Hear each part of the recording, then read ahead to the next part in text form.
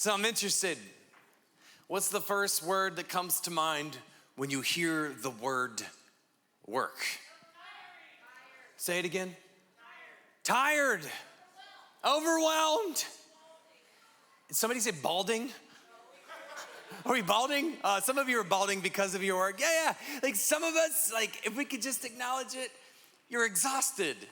Like some of you thinking about work, you get exhausted. You come home from work and you sit down on your couch and you begin to watch Netflix and you don't think you'll ever get up because not only is the show so good, but you're so tired. Some of you would say, my work is horrible, I hate it. Some of you might say it stinks. Perhaps that's not the language you used. Maybe you described your work in a way that I actually can't share from this platform, and I'm glad you feel safe enough to share that with other people today. For some of us, it's not a word. For some of us, it's a reaction. Have you ever met people who come into work and the first thing they do when they walk through the door is they go, yep, see, yep. Hey, how you doing? Hey, could you go do this? You sit in the meetings and everybody's contributing to what's going on and everybody's got something to say. And then there's that one person every single time. You got something to say?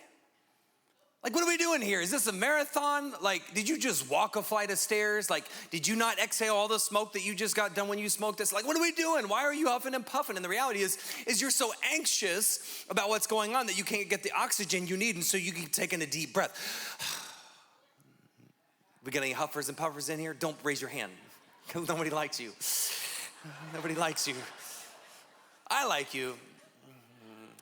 Some of us, it's an emotion we feel. It's the pitch you get in your stomach on Sunday night, right? Oh, you know that. It makes you wanna get sick, makes you wanna vomit, makes you feel like, oh, there's like a hard rock in your stomach. Some of you, work, when you begin to think about it, is like a near nervous breakdown.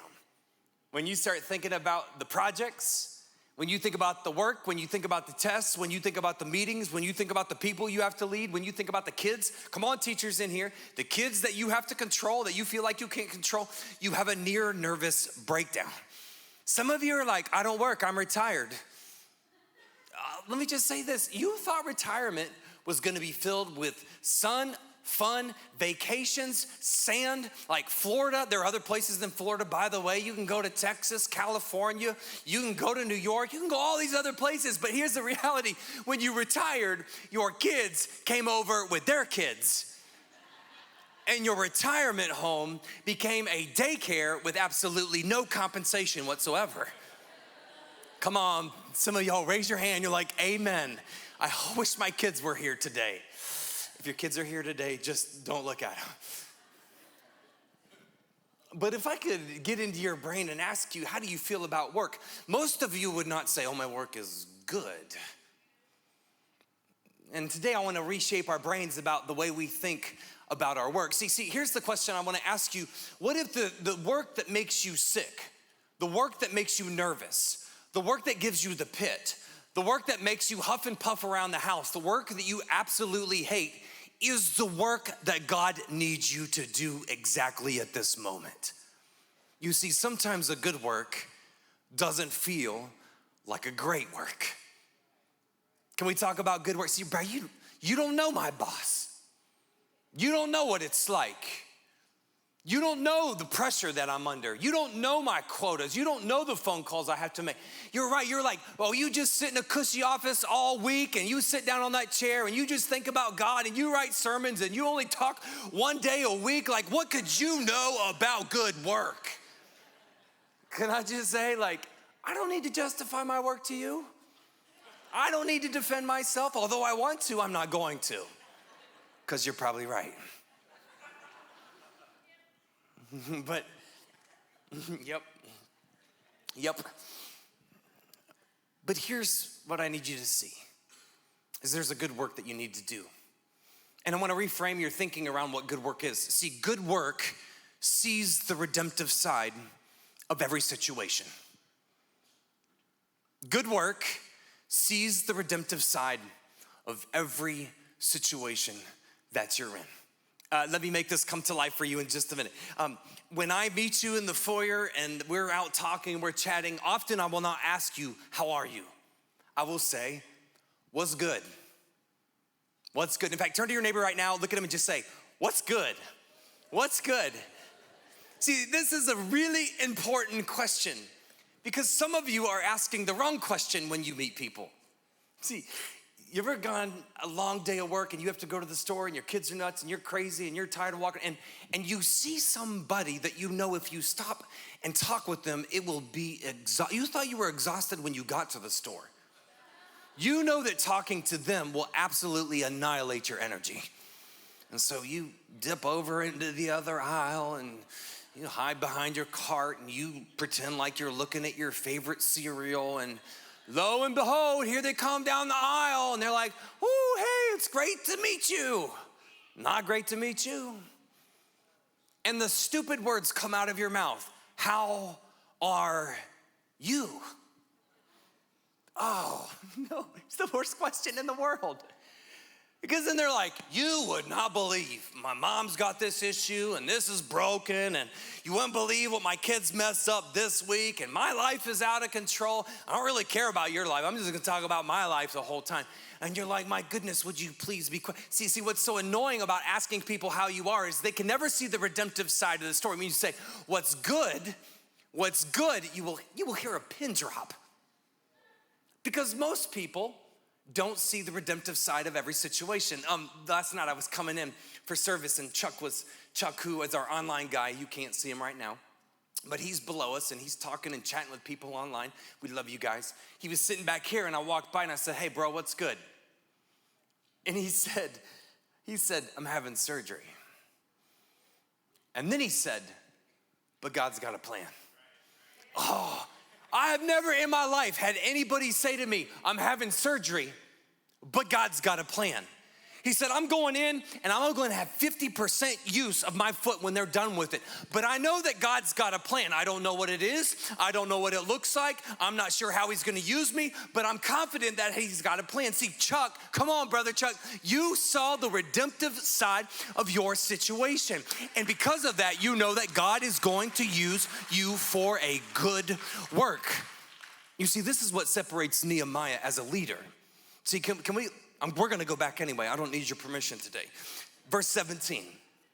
This is what makes Nehemiah so great. He says, "You see the trouble we are in. Jerusalem lies in ruins, and its gates have been burned with fire. Come, let us rebuild the wall so we will no longer be in disgrace." Let me give you some backstory. Nehemiah is part of a third wave of people who are coming back to their hometown. And the first two waves decided that they were gonna build the temple of God. See, they believed that the temple was the place where God's presence, his holiness, his power, his authority, this is the place that God would dwell. And so they had the temple built, but they didn't have the walls built. And you're like, who cares about walls? Why do they need walls? Can I ask you, how long have you been able to go without electricity and been okay with it? Like, what if we didn't have an electric grid? The other day, it stormed for 2 seconds and anybody have Ring? It is the most annoying thing ever. It's like, my power's out, my cat's lost. I'm like, I don't care about your cat or your power. Oh, that's really insensitive, I'm sorry. It's really insensitive. But for them, the wall was this symbol of power. It was a symbol of security. It was a symbol of peace. And so the wall was really important. And Nehemiah realizes, hey, this is something we need to rebuild so that we can, again, allow people to come into the presence of God and experience his goodness. But when he gets to the city, everybody is complaining. They're looking at the ruins. They're looking at the destruction. They're talking about how they're susceptible to attacks and they've got a lot of grief and they have a lot of self-pity. Like, they are commiserating and they are complaining about everything. You ever met people who complain? Yeah, aren't they annoying? Like, you ever been in a meeting and you just needed to come up with a solution, but they wanted to talk about the problem for 59 minutes in the hour that you allotted for that meeting? right? They just want to talk about the problem. Talking about problems is a lot of fun because problems give us energy. It gives us excitement. It burns hot, but not for very long. See, right now, I'm actually doing this thing where I have to talk about the problem longer than I do the solution, because if I talked about the solution, I actually wouldn't have any content to talk about the problem. See what I'm doing? So I'm talking about the problem, but these people complain. They commiserate. And here's what I know is that people who complain struggle to begin a good work because they lack the wisdom to see the redemptive side of a story. I'm gonna say that one more time. Because some of us in here, we like to talk about the problem. We don't wanna talk about the solution. See, we struggle to begin a good work because we lack the wisdom to see the redemptive side of the story. And this is what separates Nehemiah apart from other people and leaders. And this is what will separate you apart from other people and leaders, is two things. Nehemiah, one, he is honest about the present, but he is, two, hopeful about the future. Honest about the present, hopeful about the future. He says this, honest about the present. Yes, our city is in ruins. Our walls have been destroyed. The walls have been set on fire, but he doesn't stay there. He moves on. He says, but I'm hopeful about the future. I know that God has called us to begin this good work and that we will rebuild the wall. And because of that, we will no longer be in disgrace. And my God is gonna grant us success. See, I can see the redemptive side of the story. This is the kind of people that begin a good work. Some of you are like, dude, I don't care about Nehemiah. I don't care about the Bible. Well, let me tell you a story that may help you. When I was a youth pastor in Kansas, oh my gosh, it was so funny. We're in the middle of a staff meeting. And I used to huff and puff for a while. I was one of those dudes. It's annoying. Well, nature called. Nature always calls at the wrong time, in the middle of a staff meeting. So I go back, go to the bathroom, flush the toilet, won't give you all the details. Begin washing my hands. By the way, if you don't wash your hands, just a tip, wash your hands. It's really helpful, and I don't want to shake your hand after if you don't. So just keep going. I don't like germs. Washing my hands, looking in the mirror, making sure I don't have hairs coming out my nose or boogers in my nose or something on my shirt or something in my teeth, right? You get it. You do the same thing too. And I realized that in the moment, like, the water is supposed to stop, but it's not. It keeps running. And I thought, well, that's odd. It's rising pretty fast, faster than I can come up with a solution. And so I'm like, there's no way this thing's gonna overflow. And as it begins to rise, I was like, oh, I've never had it overflow. It always stops at the lip. You know the lip, it's the 1-inch piece around the top. Some of you know it's the thing that you like can't get all the grime underneath, the thing that frustrates you the most when you clean the toilet. I thought for sure the water was gonna stop. Nope. It kept going right up over the top. And so I'm freaking out and I'm standing over the toilet like, what are we gonna do? What are we gonna do? And so the next best thing was to put the lid down. That'll do it. Nope. There's like an inch between the toilet seat and the toilet. And I was like, this is not good. And water begins to pour out over my shoes. Oh yeah, good news, I have boat shoes on, so I was good to go. And so I'm standing in the water, I'm standing in the mess. And by the way, it takes a long time to fill a toilet, but not when it's overflowing, right? This is fast. And so my next thought was to shut off the water. So I look around the toilet and I'm like, nope, come to the other side. Oh, there's nothing there. But I saw that there was this metal plate in the wall with this giant square in the middle of it. I was like, I think that's the shutoff valve.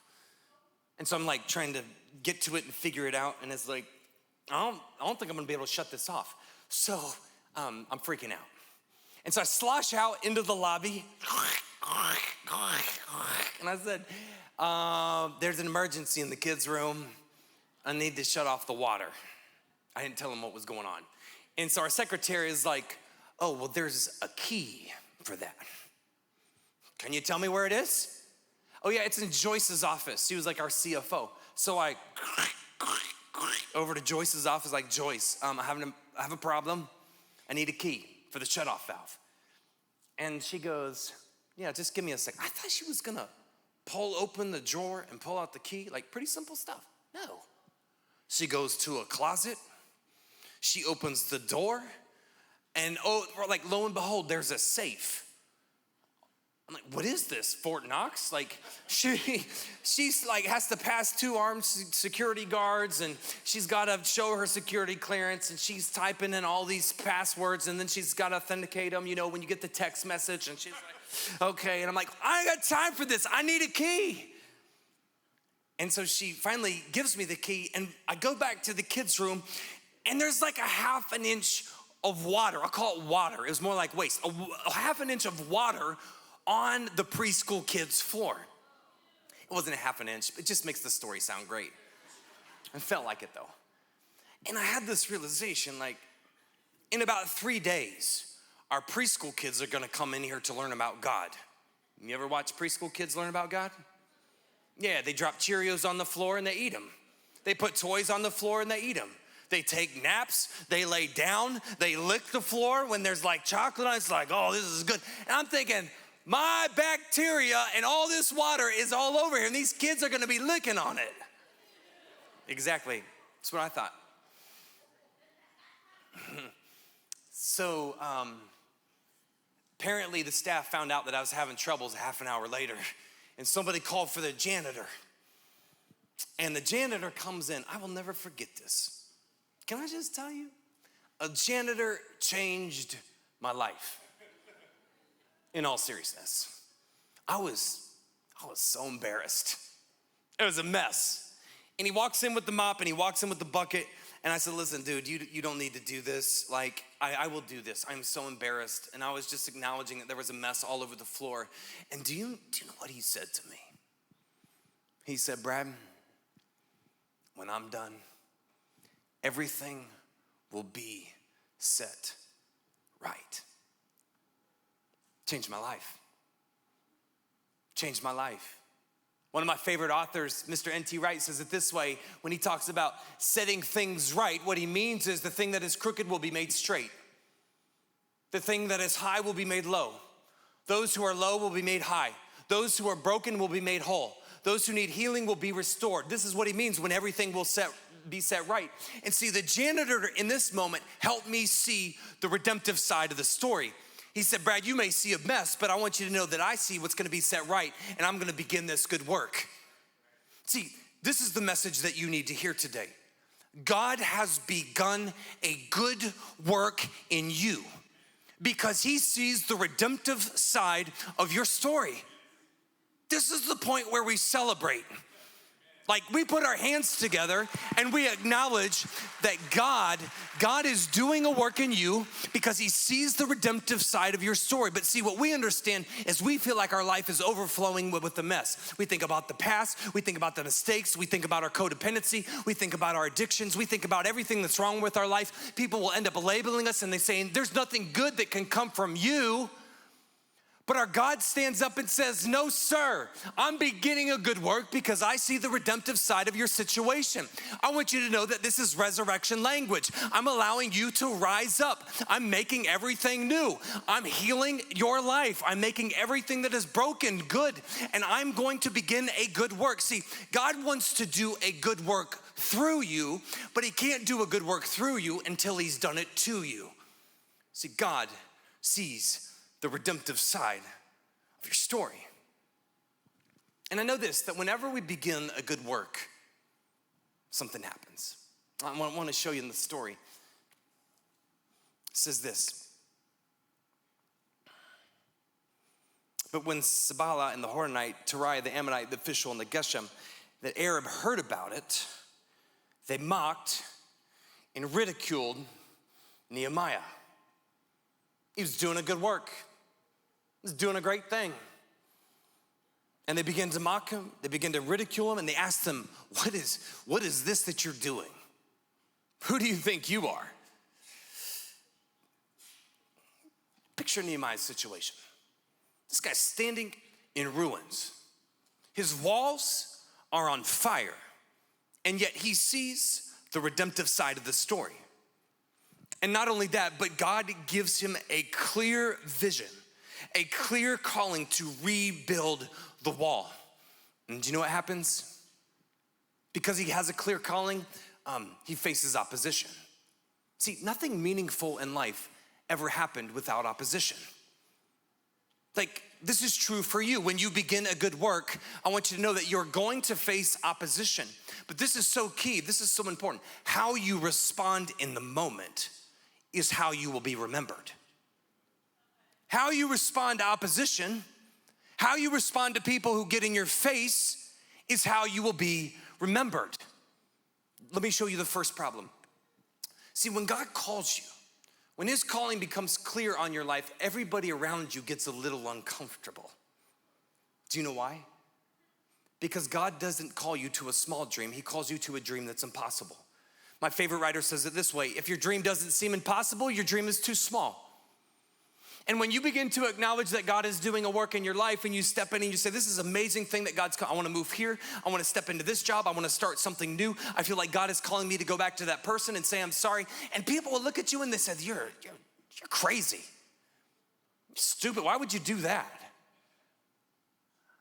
And I know this, that when we begin to compare God's calling to human aspirations, everyone around you becomes uncomfortable. Some of you, this is your first time here today. I'm so glad you're here. Can we just say that you may not even know why you're here? Like, you're judging me, I get that, it's cool. You're like walked in here, it's like, is this a cult? No, we just really love Jesus. We have a culture, not a cult. We have a culture of loving Jesus, yeah, that's good.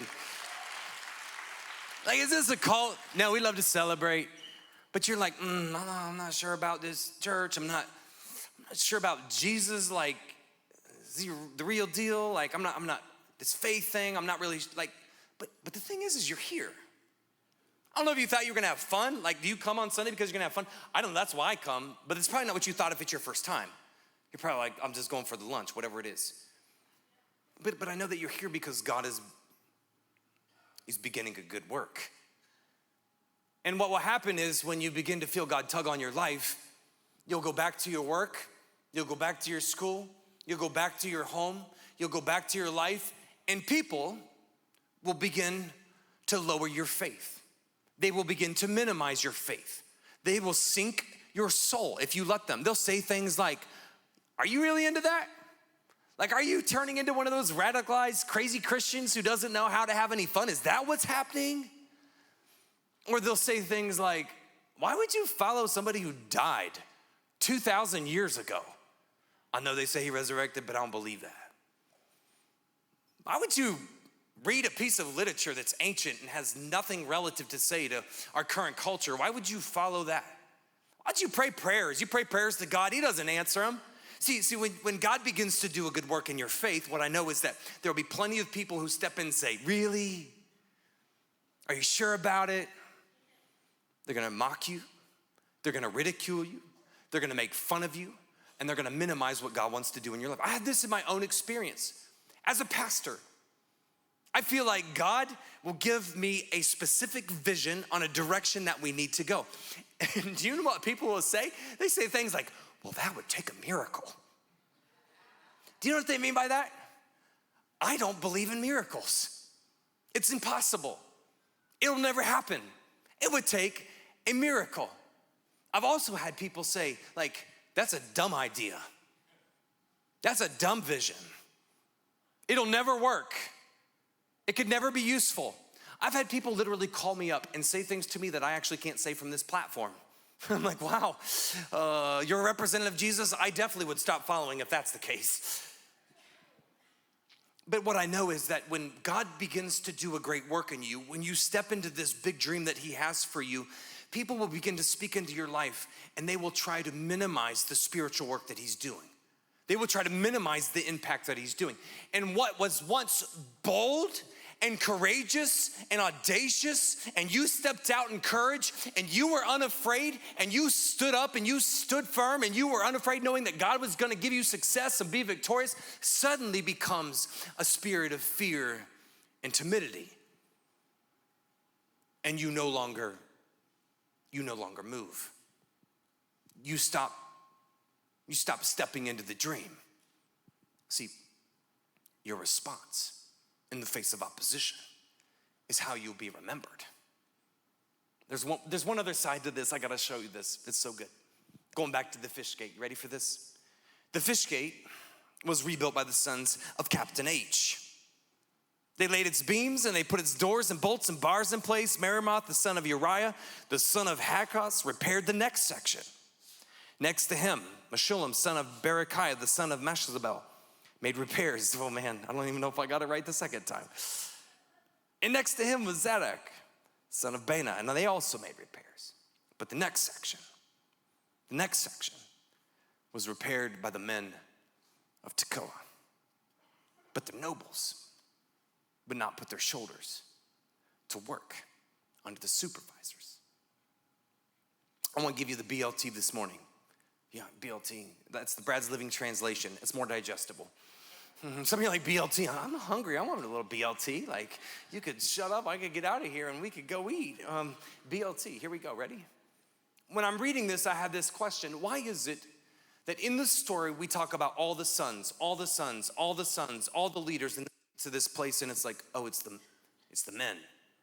It's the men of Tekoa. Why is it that the nobles would not put their shoulders to the work under the supervisors? And this is the piece that stuck out to me. It tells us in the story that the men were working on the next section.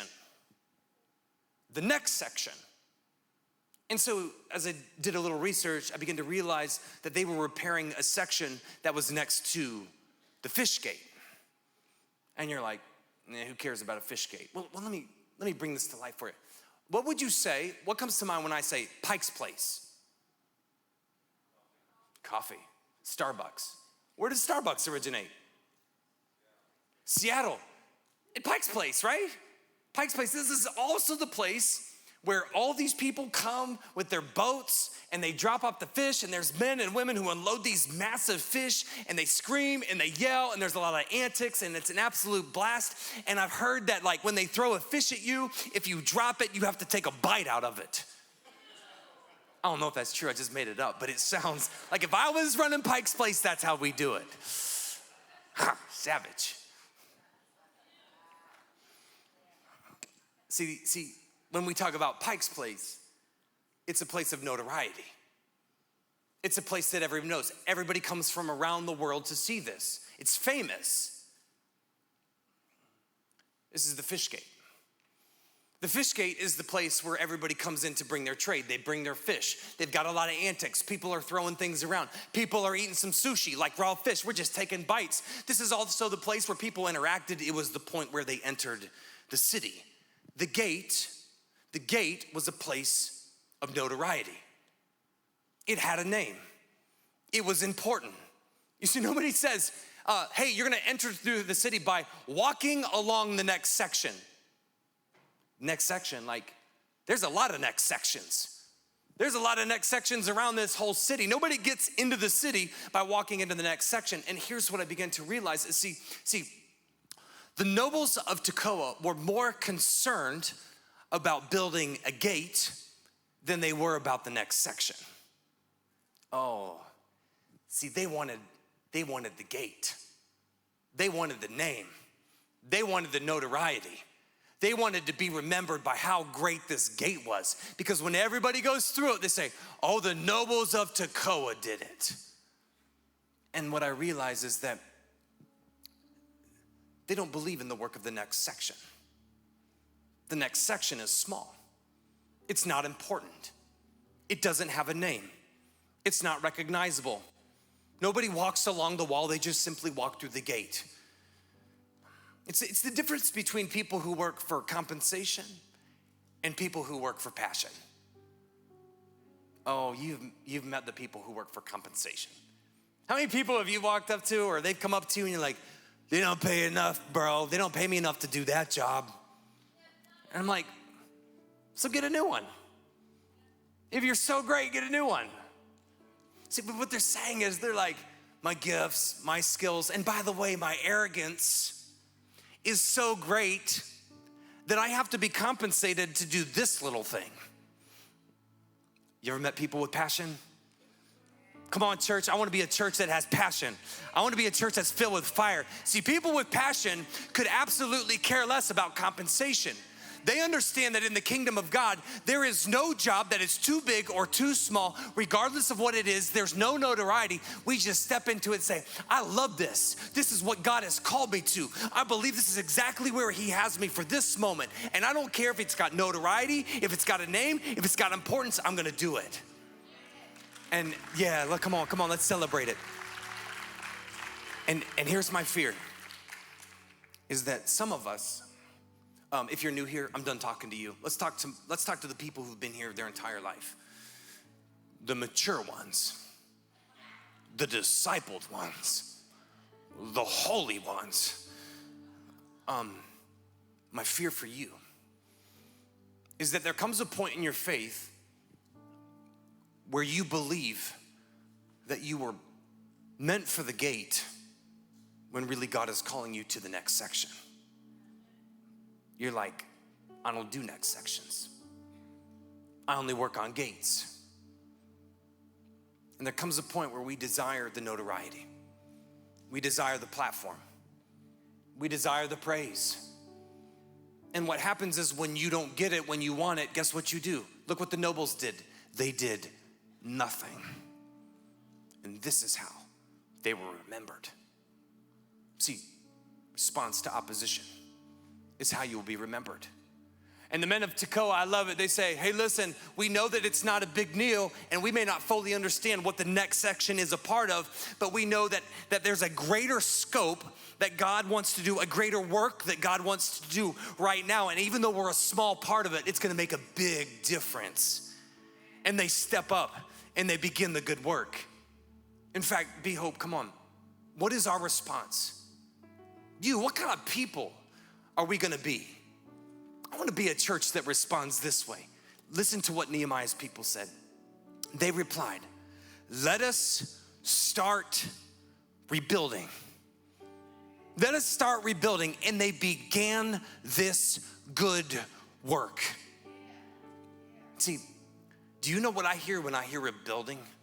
I think, oh, that's just a next section. I don't want to rebuild. That's a lot of work. Nobody cares about a rebuild. We want new construction.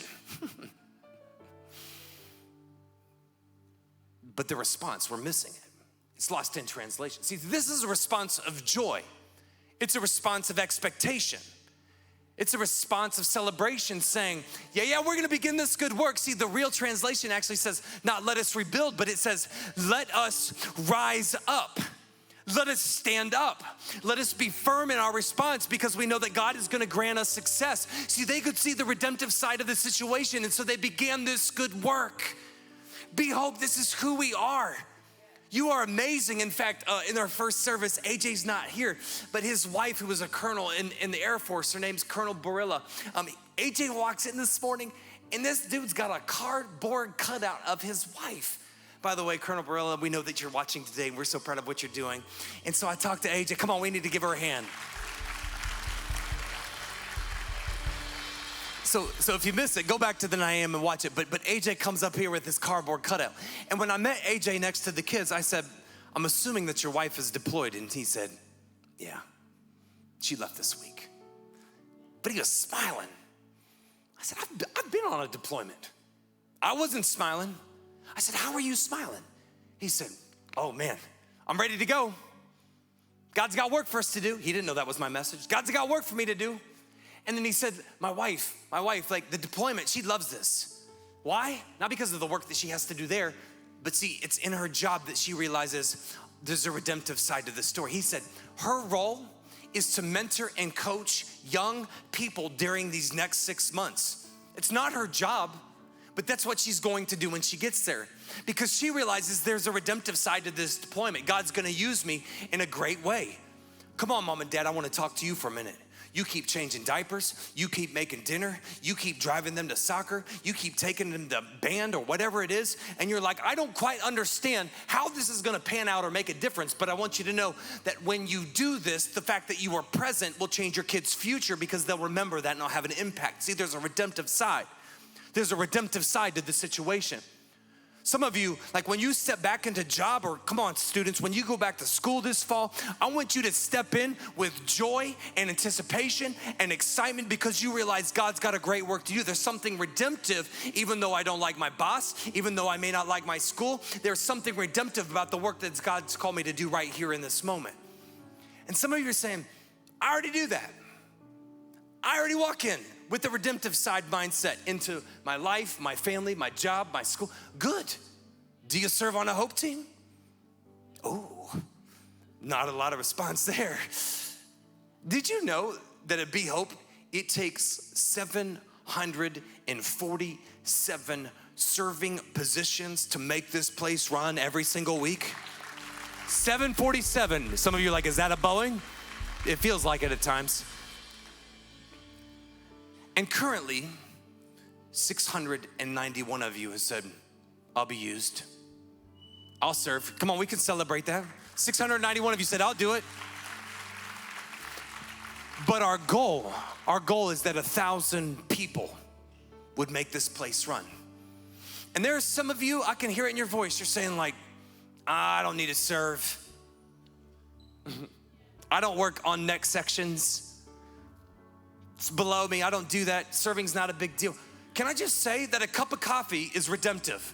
A wave is redemptive. When you walk a kid in a little cart up to the door, it's redemptive. When you begin to work the cameras every single Sunday and you portray a message and worship to people who need to hear the gospel, there's something redemptive about it. When you show somebody to a seat and you show them where, hey, this is where it's gonna happen, there's something redemptive about that. When you're at Hope Unleashed, when you're in the orange room and you're welcoming people, we had Tyler, by the way, can we celebrate Tyler? This dude was up for 40 hours, and guess what? He came here today to serve in the orange room. I'm like, you've been up for 40 hours. I'd be sleeping. I wouldn't come to the orange room. But he understands that there's something redemptive about it. And you're like, yep, I got it. Family, I serve on the Hope team. Yeah, but do you participate in Hope Week? See, Hope Week is when we put 2x4s together and we're slamming and we're smacking, you are going to give someone a brand new home. There's something redemptive about it. When you pick up trash in our community, it's not just picking up trash in the community, it's a responsibility of saying, God has entrusted us with his creation and we're gonna make it better, we're gonna make it beautiful. There's something redemptive about it. See, when you clothe somebody, when you give them shoes, when you give them water, there is this moment where God's presence and his power through those small acts begin to move in people's life because there's something redemptive about it. I need you to know that God believes in you, Be Hope, and that he wants to use us. He calls us and says, I will give you success. But success is not what you achieve. Success is what God accomplishes through you. Success is what God accomplishes through you. Because when you begin to move, when you step out in faith, when you are bold, I want you to understand that his will, his plans, his purposes, his love, his joy, his goodness, all of that is made present in this community that is transformed because you said yes. So I'm gonna ask you, Be Hope, come on. Would you rise up? Would you stand up in this moment? Would you say, yes, I'll be used? Would you rise up? Would you sign up? Come on, let's celebrate what God is gonna do.